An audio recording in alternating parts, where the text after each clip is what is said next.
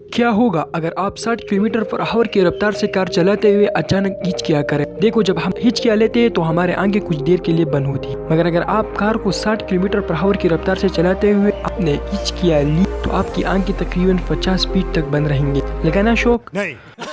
इस temporary time के लिए आंखें बंद होने की वजह से हर वीक इंग्लैंड में 2500 एक्सीडेंट होते हैं। और बाकी ये देखो,